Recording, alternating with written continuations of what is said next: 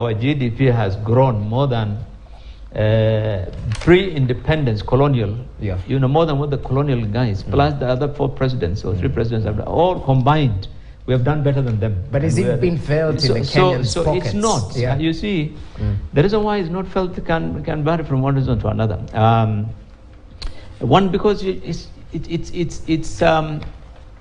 part of the reasons. Let me explain in simple language. You see, the price, he'll tell you, Professor, to measure GDP, it's the market value of goods. It's about price.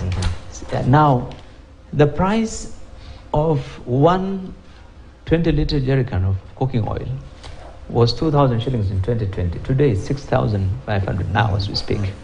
So if you count the output by a factory of that, producing that, it will be 5 times more. And it's the same in many, because raw materials, that's why our imports have gone to 3 times.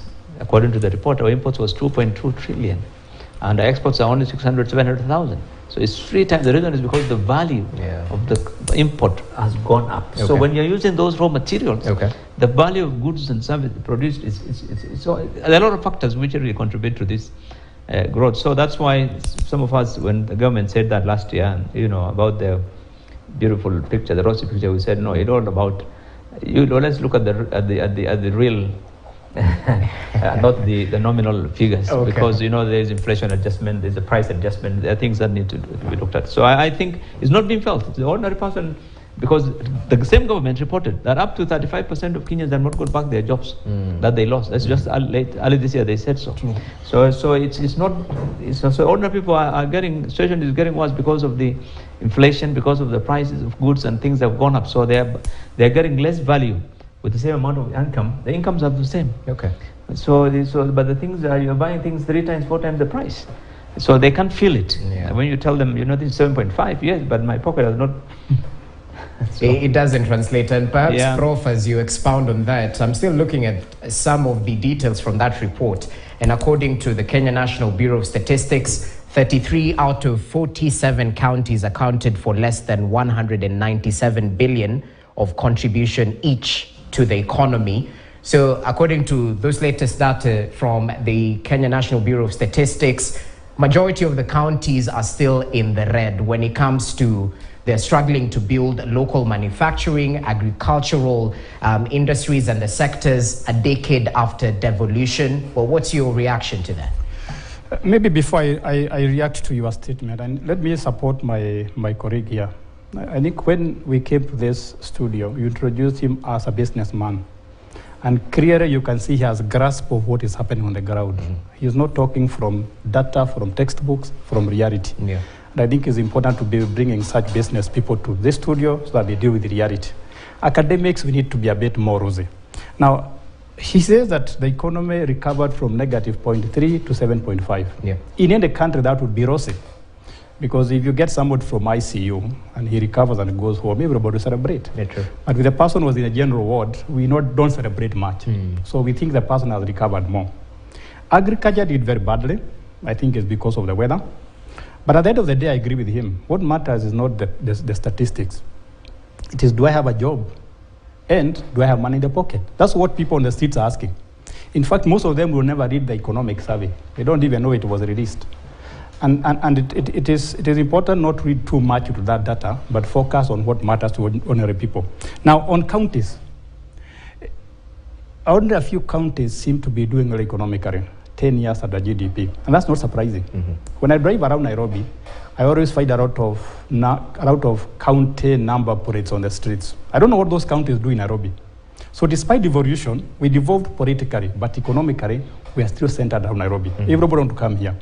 And I think that's a very serious shortcoming, because devolution was not about politics. It was not about MCAs.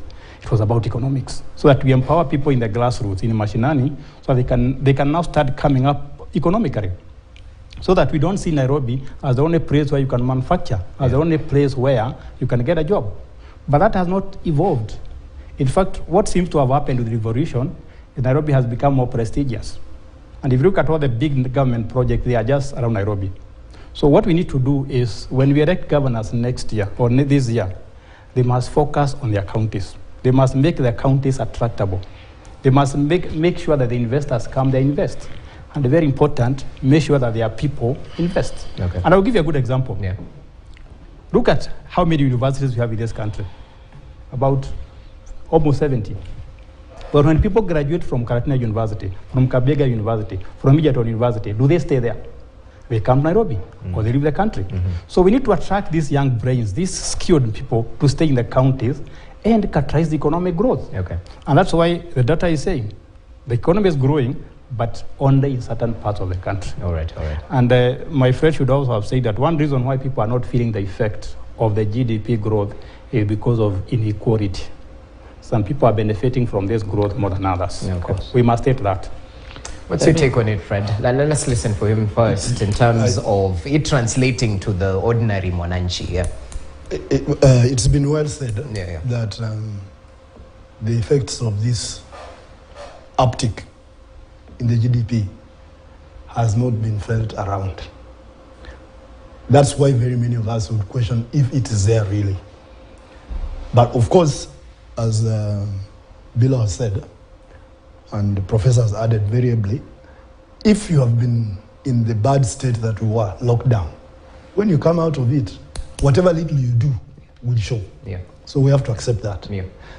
Now, the issue of, you mentioned something about contribution of 33 counties, 190 something billion? Yes, 197 billion contribution each to the economy. Yes, now, Yeah. the tragedy of our devolution is that it was political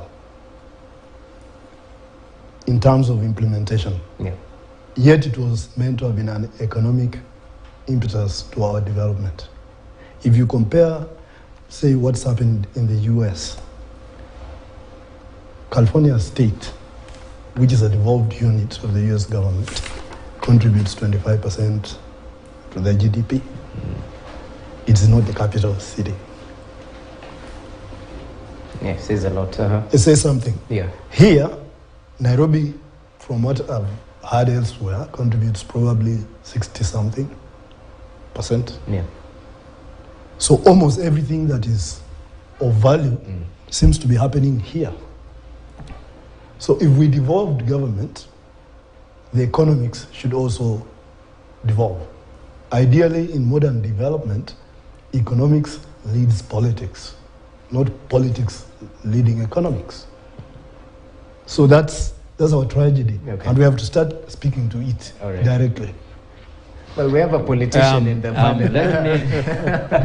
let me No, he's a respect- businessman, not an Okay, economist. He's not a okay. But politician. let me put in my 2 cents. first let me just this issue about the economy, by the way. The questions are almost similar all over the world. You remember when this gentleman who was the president of the United States before Trump, Barack Obama, Yeah. and the economy, the Republicans kept asking him, where are the jobs? You're showing the figures, where are the jobs? Where's the money? Then when Trump was campaigning, he said, these figures by Democrats are funny. And he said, they're just cooked. Yeah. But so the questions will always be there. When you say the economy is good, where are the jobs will come from? But I think when we designed devolution, because I was an active player in Bomas when we drafted all these things, and I chaired particularly 3 of the chapters that I chaired the technical committee that developed. I think the essence of devolution is about devolution of the functions of government to the counties. That's basically what the devolution was about. It's not really about economic institutions themselves. But a number of factors do determine whether a county can, contribute to development. For example, when I became a member of parliament, in one of my constituencies, in Elwak, the Ministry of Mines told me there's 2 billion tons worth of gypsum. So I got some experts from the US. I remember I took them there, flew them there. And I said, I want this thing developed. I want a cement factory. I want this. They said, look, my friend, one, we need power supply, not generators. There's no power. The grid, national grid doesn't go there. Number 2, we need roads. You produce, where do you sell them? You can't sell them in Mandara. You need to sell it in Nairobi, where the population. So sometimes the infrastructure, sometimes the market is empty. So these institutions have developed in Nairobi and Mombasa. And so, for example, most of our revenue nowadays comes from customs duty and VAT on imports, by the way. And this comes through Mombasa. You find Mombasa senators arguing all the time in the House that, look, we contribute 70-80% of the revenues of KRA. We need more money. But it just happens that the port was in Mombasa. So are you going to, say that all the money does go to Mombasa because the port is there? I am in Mandera. I import my goods. I'm in Machakos. My factory is in Kajiado. But I import through Mombasa. Of course. You cannot. So I think a number of factors determine why. So, but again, lastly, I want to say, Prof. The measure of GDP, also by the Kenya National Bureau of Statistics, I think they need to go out of the usual convention or whatever. Because if I am a pastoralist in Mandera, I get my little cows, I do some little milk, I take it to my small market there, that value addition really is not measured. And it happens across the board in the entire country. Because this is a country, 80% of the subsistence is economics.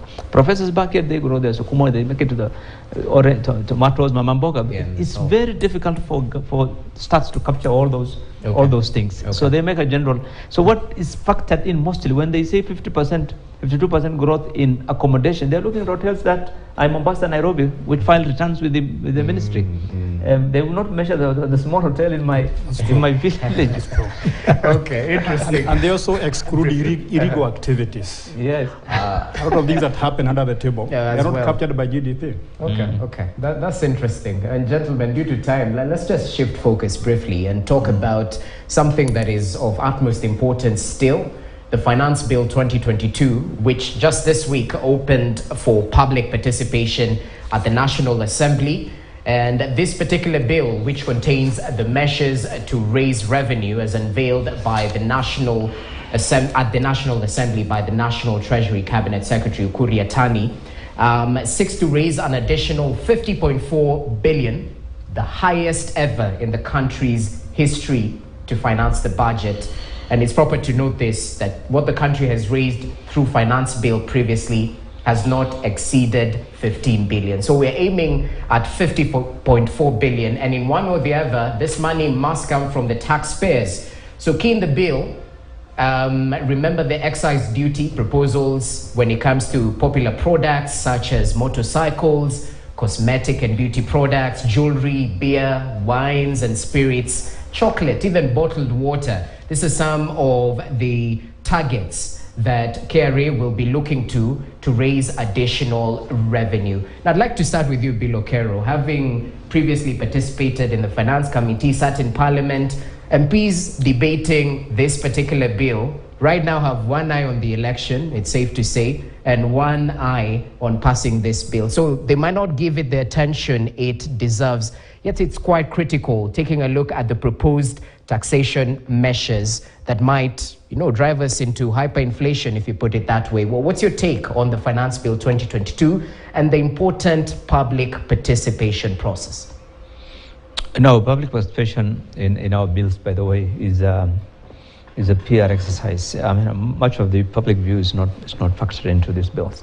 But we discussed a couple of weeks ago, Rolf, here, and we said with elections coming in and everyone keen on nomination and election, the candidates would support the principal, the president, and so everyone in Azimio and even those others who may not be, but nobody wants to get into this thing. They have no time. By the way, attendance in Parliament it's been reducing significantly because I would be more concerned about getting my seat back than going through those things. And so it's likely to pass the way it is. Unfortunately, there are more serious issues that remember the petroleum thing, and Parliament didn't have much in terms of really reversing some of the taxations and taxes on petroleum, and so on all those funds that you see here, they will go in, and the government is desperate for revenue with the loans. Because of the loans, I think there's no two ways about it. They just have to get that money, and this is why KRA is coming up with every kind of idea, from tapping on our phones. To last time we were told drones, to putting people spies into our offices, but I think, and we have said many times, really Kenyans are burdened by the huge amount of taxes. Government just needs to cut its expenditure. That is the issue. Government, you must cut down yours. You must cut you close to your size. You cannot live beyond your means, because then you're going to hang everybody. Life has become unbearable to many Kenyans. You know, what is happening, I'll give you an example of the one I'm in, this vegetable cooking oil. Let me tell you, you bring the crude to Mombasa, you're paying VAT 16%. You're paying duty 3%, 19%. Already this thing is over 6,000 per jerrycan. In the rest of the countries, when these things have gone up, raw materials have gone up, the producing countries, they have removed the taxes on basic necessities. Okay. Here we're adding. We're putting on water, you're putting on soda, you're putting on juice, you're putting on everything. Okay. It's about, so I think it's misplaced. And so legislators will not do anything now. Unfortunately, there's another time for them to, and this is why they're bringing in now, because it's not time that these guys would focus. Okay. Thanks for saying it as it is. Prof, paint a realistic picture, because he's mentioned the reality. Taxes are really high, and the Kenyan, the common Mwananchi is definitely up against this. But is this just the beginning? Are we expecting higher taxes down the road, especially this being an election year? I think my colleague has ably explained what is happening. And one of the things he mentioned that is entrenched in our constitution, and he knows that, is public participation. But it seems that as soon as we vote in your MCA, your senator, you stay and let him do his things. Yeah. And I think we need to make people participate in decisions that affect their lives, because that was one of the spirit of 2010 constitution. So that we don't keep on complaining about unpopular decisions that we never participated in. To the taxes, I think the government is quite clever. If you look at the Finance Bill 2022, if you look at what they are targeting, they are essentials: wheat flour, maize flour, alcohol, cosmetics, things that are addictive. And if I want to talk like economics, they have raw price elasticity of demand. So even if the price goes up, you still demand them, sin taxes and so on. So I think in that way, the government is clever. But I agree with him, and I have argued this in very many forums. Yeah. You may be surprised that if you cut taxes, you actually get higher tax revenues. And that has been proved. So I don't know why we cannot try that. Because if you cut the tax rates, there will be more compliance. And people say it is just the retro money, let me just pay it. So why don't we try that approach? Because the same way the government is missing money, it's the same way we are missing money. So why can't we share the burden? Now in the finance bill, there is also something else that I found interesting about depositing 50% of the tax, of the money that is in tax dispute into an account. I don't think that is fair, because if you take, for example, the dispute is 1 billion, and you tell me to deposit $500 million, where am I going to get my working capital? Where am I going to get my money? And I think the tax regime in this country should always help businessmen and women produce more revenue, and we pay more taxes. Finally, you talked about taxes. The reason why the taxes are doing so well is it is because of debt. We want to pay debt, and Kenyans are saying there's too much debt. So the government is saying, oh, you don't want us to borrow money, then pay more taxes. And I'm very eager to see how the winner of August 2022 poll is going to deal with the issue of debt and taxes. And no wonder there is a lot of focus on learning meat than such substantive issues. Okay. That's telling. Fred, what's your take? Because even as we look at the local manufacturing, higher taxes will lead to a raise in production cost, and perhaps Kenyans will be looking towards importing, and that will definitely strain manufacturing right here in the country, which in one or the other is a pillar of President Uhuru Kenyatta's Big Four agenda. Bill said Mombasa Port is collecting, I didn't know it was getting to that level, but he mentioned about 70%, of what KRA is collecting. That immediately makes the intention for manufacturing doubtful. Because how do we, if almost everything is being imported, that's why the tax is heavily down there. What does that mean for local manufacturing? See, we import petroleum, which is the main import, plus machinery. Everything is coming, raw materials. So now, there must be, if we want to do manufacturing, there must be a different thinking so that we can start to develop raw materials. He talked about gypsum. Right now, Kenya has all this, yet it still imports occasionally cement. when we have big infrastructure projects, we are forced to try and get cement. Yet we have all this raw material that is simply waiting to be exploited. So if we have to move away from this high taxation, the thinking has to be which elements of the various sectors that are contributing the highest burden to the taxman, to the Kenyan as tax, should be addressed, so that we can rethink the way of implementing it. For example, if we want to become self-sufficient in construction, what should we do? All right. If we want to become self-sufficient in food, what should we do? If we want to become self-sufficient in textiles, because that's also another large component of what we import, we have to be able to do something. Remember, we had cotton. We had a lot of agricultural initiatives, including, for example, the Galana, whatever, to try and become self-sufficient on food, and including substitute manufacturing, which I grew up trying to do. For example, we used to do substitute motor vehicle parts. We even have numerical machining complex, which is redundant, just lying there. So if we're going to do manufacturing in this country and reduce the burden of tax, which will inevitably continue to go up for as long as we are dependent on the imports. Engineer, yes. we've discussed this thing a couple of times. You know, the question of value addition has been elusive in this country for a very long time. From the time NAC came to power, remember, and they said we are going to put value addition, the coffee, the tea, the cotton, the what, everything. But it's been elusive, nothing. It's been the same story. We're still exporting our raw materials out of the country. If it's coffee, if it's tea, if it's whatever it is that we are producing, raw materials. And this is the same in most African countries. One reason is because our cost of production, we have not been competitive. Our cost of power is very high.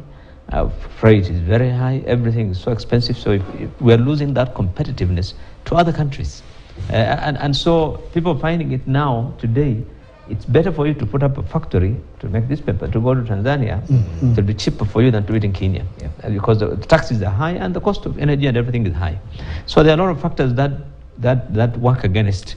And this competitiveness is what the government has been saying we're going to work on, particularly on the cost of energy and so forth and so forth. But it doesn't happen. The moment you get into office, then other priorities come in, and then we lose track. But otherwise, this country in the old days, when the rest of Africa was still not having industry, this was an industrial giant. But we're losing that competitiveness now to many other countries in the region. Otherwise, it's the raw material. Every country imports raw materials, but I think we have to manufacture and sell. If you cannot sell it out, what are you going to manufacture? Market again. Yeah, market. That question. And Prof, perhaps as you add on and we finalize due to time, I think our time is almost up.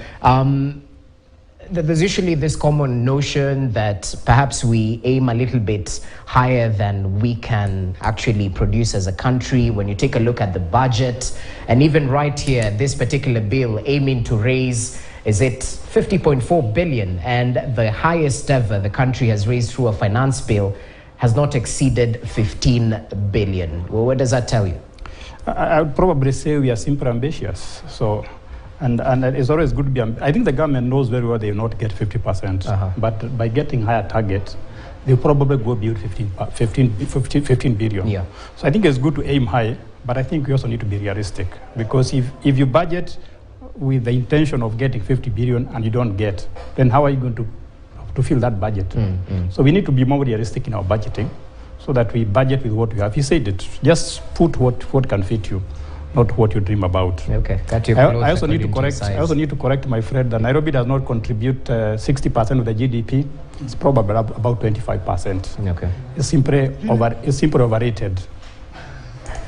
Well, the professor mentioned it. You heard it only here. Anyway, gentlemen, our time is almost up. So final comments, perhaps, as we finalize. And I don't know where you draw your final comments from, because I don't know if you've experienced the expressway so far, or you're waiting till Saturday. There's debate on restoration of Mombasa Road as it is, those particular places that have been affected due to the construction that is just being finalized. Your final take, gentlemen, perhaps, as we evaluate all the issues we've been able to canvass today. Bilokero, I'll just start with you briefly. Well, I think I'm looking forward to the expressway because I use it. I go towards Kajiado, so it will help me up to Mololongo. And I think they have really screwed up the other road, the highway, Mombasa Highway. Some of the 3 lanes have been reduced to 2 lanes. Yeah, true. And it's a disaster. But let me say this. I think to ordinary people, it would appear that we have put a special road for the elites who have money. And the rest of the ordinary folks, that you have to pay to use. So for the footbridge, the people who are working on foot, who are majority of Kenyans, from the South Sea area, the next footbridge that you can cross over, it's Imara. So you have 4 or 5 kilometers, and you see it now. If you walk in the evening and in the morning, people walking to Imara to cross over there because they have. I mean, it's madness. Yeah. Some things need to have been factored in. Even the turning points, perhaps. I've had some drivers complaining. Even turning point now. As I came out of South Sea, I had to go to the roundabout in Nyayo to turn, and it's crazy. And some of the things I think these guys have done is. But I hope they will address it after they get this one running. All right. Fred, your final take? Yeah, just appreciating the construction. And from that background, when we do construct something new, we disrupt your current state. It may go on for a while, and please accept. But this is supposed to be for our comfort, not our discomfort, even if it is at the moment appearing so. The issue of how far one should travel to be able to conveniently turn back on this road, whoever was designing it, I'm an engineer, should consider, because we are next to the city, and there will have to be shorter turnarounds than would be expected on the highway outside of the CBD. That's what I can say on that. And on the issue of taxes, it is true that if we reduce the tax regime reasonably, there will be much higher compliance. And it is possible that it will result in much more revenue. That is true. And that has been done in places and it has worked, including in some places where it was extreme and they took it to 0 and they charged other things, they still got more revenue. All right. So those models should be looked at. Okay, engineer. Prof, over to you. Very briefly, expressway. I think if you come up with an expressway or SGR, the purpose is to transport as many people and as many goods as efficiently as possible. So I'm surprised that expressway is targeting private cars. In fact, if I was asked, expressway should be free for matatus and buses so that we can leave our cars at home, bring less pollution and less congestion in the city. That's what I see. I also surprised that we are being told you cannot use M-Pesa to pay for expressway. Kenya is a land of M-Pesa. Finally, I expect more economics from the leading presidential contenders. Let them tell us how they are going to address our economic issues after they get into power. The rest, to me, are sideshows.